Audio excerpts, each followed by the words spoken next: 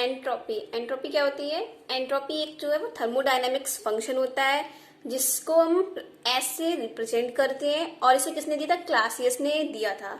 अगर इसकी डेफिनेशन आप लिखना चाहें आउन वर्ड्स तो क्या होगी कि किसी सिस्टम में उसके डिसऑर्डर को मेजरमेंट को डिसऑर्डर की मेजरमेंट को एंट्रोपी कहते हैं। तो मीन्स यहाँ पे देखिए आप, एंट्रोपी एक थर्मोडायनेमिक्स फंक्शन है जिसे क्लासियस ने दिया था। ये आपको लर्न करना है। एंट्रोपी को किसने दिया था? क्लासियस ने दिया था, और इसे एस से रिप्रेजेंट करते हैं। एंट्रोपी को किससे शो करते हैं, किससे लिखते हैं? एस से लिखते हैं।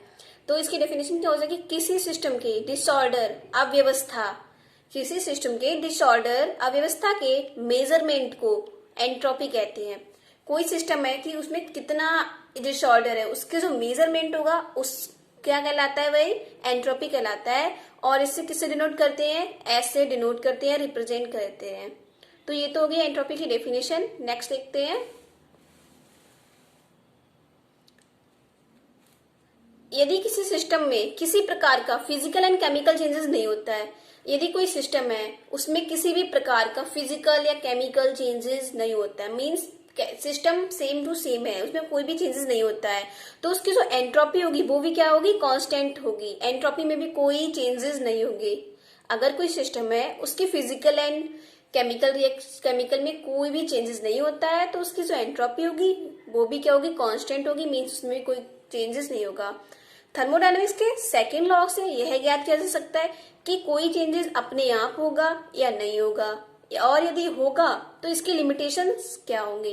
मीन्स यहाँ पे क्या बता रहे हैं कि अगर कोई सिस्टम है तो थर्मोडायनेमिक्स के सेकेंड लॉ से आपको यह ज्ञात किया जा सकता है कि उस सिस्टम में कोई चेंजेस होगा या नहीं होगा, और अगर चेंजेस होगा तो उसकी लिमिटेशंस क्या होंगी। ये आप किससे ज्ञात कर सकते हैं? थर्मोडायनेमिक्स के सेकेंड लॉ से।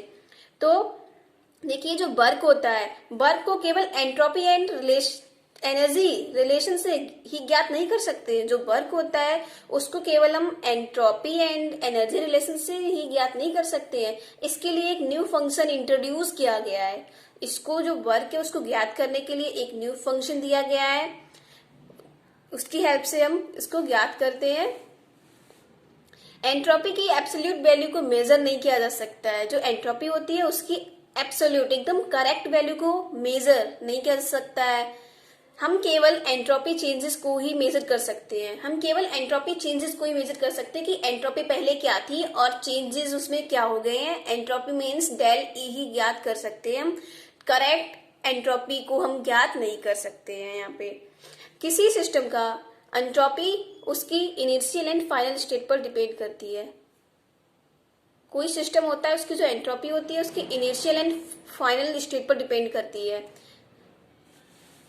इसी प्रकार किसी प्रोसेस में जब एक स्टेट से दूसरी स्टेट में जाता है, मींस किसी प्रोसेस में जब कोई सिस्टम में एक स्टेट से दूसरी स्टेट में जा रहा है, तब जो एंट्रोपी चेंजेस हो गए उसमें कि एक सिस्टम में एंट्रोपी क्या थी और दूसरे सिस्टम में एंट्रोपी चेंजेस क्या हुए, उसको हम निम्न प्रकार से शो कर सकते हैं। मींस एंट्रोपी चेंजेस को किससे लिखते हैं? डेल ई एस से। तो डेल्टा एस इज इक्वल क्या होगा? S2 minus S1, where S1 is entropy in initial state. जो S1 है वो इनिशियल स्टेट की एंट्रोपी है, एंड S2 है जो वो एंट्रोपी इन फाइनल स्टेट, जो फाइनल स्टेट में एंट्रोपी है वो है यहाँ पे। तो यहाँ पे डेल एस इक्वल क्या लिख सकते हैं हम? S product minus S reactant. Means product क्या बना है और रिएक्टेंट क्या था। रिएक्टेंट से प्रोडक्ट क्या बन रहा है, तो रिएक्टेंट को हम प्रोडक्ट से घटाएंगे तो यहाँ पे क्या हमें मिल सकता है? डेल एस मिल सकता है। डेल एस को क्या कहते हैं? Entropy changes.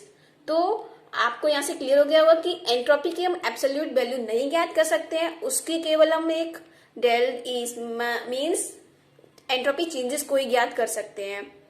और जो होता है ये किस पर डिपेंड करता है? जो सिस्टम होता है उसकी इनिशियल एंड फाइनल स्टेट पर डिपेंड करता है। मींस जब कोई सिस्टम एक स्टेट से दूसरे स्टेट में जाता है तो उस पर डिपेंड करती है एंट्रोपी चेंजेस, जो कि किसके इक्वल होती है? Del S is equal S2 minus S1, where यहाँ से ये भी मीन्स निकलता है यदि किसी सिस्टम की एंट्रोपी कांस्टेंट होती है तो उसमें हीट का ट्रांसफर नहीं होगा। मीन्स अगर किसी सिस्टम की आपको बता दें कि एंट्रोपी जो क्या है कांस्टेंट है, तो आपको वहां पे समझ जाना है कि उसमें हीट का ट्रांसफर नहीं होगा। रिवर्सिबल प्रोसेस के लिए एंट्रोपी चेंजेस को निम्न प्रकार शो कर सकते हैं। किसी रिवर्सिबल रिएक्शन के लिए अगर आपको एंट्रोपी चेंजेस लिखना हो तो उसको आप निम्न इक्वेशन के द्वारा लिख सकते हैं, del S is equal Q reversible upon T, और इसका जो जूल पर कैलोरी। तो यहाँ पे जो ये लिखा है क्यू, क्यू क्या है आपकी हीट है, और रिवर्सिबल कौन से प्रोसेस के लिए, रिवर्सिबल प्रोसेस के लिए है, और अपॉन में ये क्या है आपको टेम्परेचर दे रखा है। एंड डेल एस इजिकल क्या है आपको पता ही होगा, entropy changes where del S is equal S2 minus S1। तो नोट आपको यहाँ पे करना है, यदि सिस्टम में हीट एंटर करती है तो एंट्रोपी इंक्रीज कर जाती है। यदि कोई सिस्टम है उसमें अगर हीट एंटर कर रही, मतलब हीट उसमें प्रवेश कर रही है, हीट उसमें जा रही है किसी सिस्टम में, तो एंट्रोपी क्या होगी, बढ़ जाएगी। और अगर हीट सिस्टम से बाहर आ रही है, हीट जो है वो सिस्टम से बाहर निकल रही है, तो क्या होगी, एंट्रोपी जो होगी इस सिस्टम की वो क्या होगी, घट जाएगी या डिक्रीज हो जाएगी। तो ये था इसका मेन नोट पॉइंट, आपको ये लर्न कर लेना है कि अगर किसी सिस्टम में हीट एंटर कर रही है तो उसकी जो एंट्रोपी होगी वो इंक्रीज हो जाएगी, एंड सिस्टम में अगर हीट बाहर जा रही है तो एंट्रोपी चेंजेस होंगे वो क्या होगी, एंट्रोपी उसकी डिक्रीज हो जाएगी।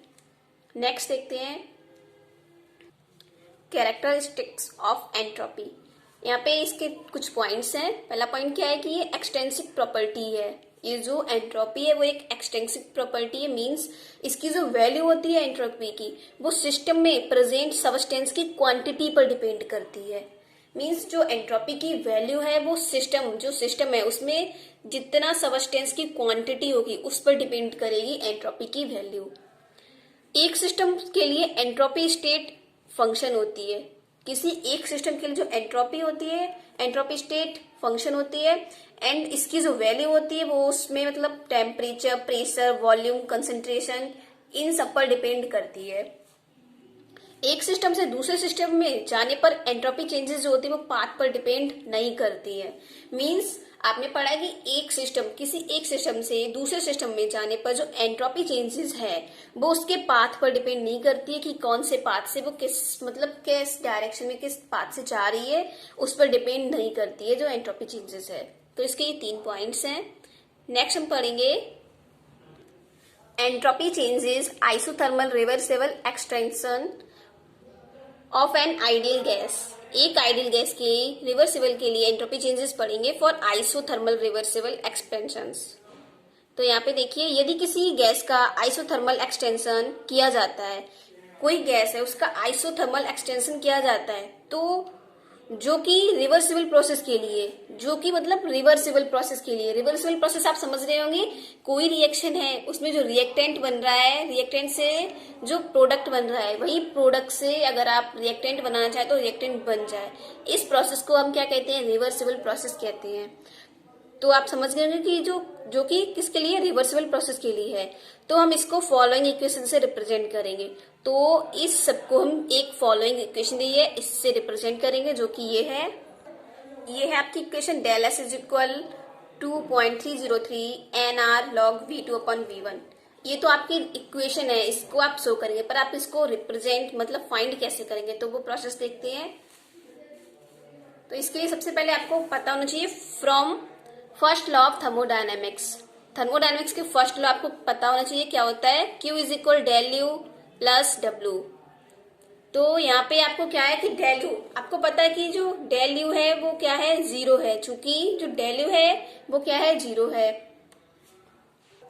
तो जब डेल यू 0 होगा तो यहाँ पे 0 जब पुट करेंगे तो Q इज इक्वल डब्ल्यू आ जाएगा। चूंकि हम किसके लिए फाइंड कर रहे हैं, रिवर्सिबल प्रोसेस के लिए, तो यहाँ पे Q इज इक्वल रिवर्सिबल लिख सकते हैं, Q reversible is equal W reversible, and W is equal क्या होता है, 2.303 NRT log V2 upon V1। ये क्या होता है, डब्ल्यू रिवर्सिबल के इक्वल होता है। From the definition of entropy, अभी जो इक्वेशन फाइंड की थी एंट्रोपी की डेफिनेशन वो क्या है, del S is equal Q reversible upon T. तो यहाँ से हम क्या करेंगे, क्योंकि क्यू जो है वो डब्ल्यू के इक्वल है, तो यहाँ से हम क्यू की वैल्यू ये हो सकती है 2.303 NRT log V2 upon V1। तो यहाँ पे हम ये वैल्यू पुट कर देंगे क्यू रिवर्सिबल की जगह पे। तो क्या आ जाएगा, del S is equal to 0.303 NRT log V2 upon V1। चूंकि T से T ये कैंसिल हो जाएगा तो क्या आ जाएगा, del S is equal 2.303 NRT log V2 upon V1। तो ये इक्वेशन किसके लिए होगी, आपकी आइसोथर्मल रिवर्सिबल प्रोसेस के लिए, जो कि एक आइडियल गैस के लिए है। तो ये आपकी एंट्रोपी फिनिश हो गई है।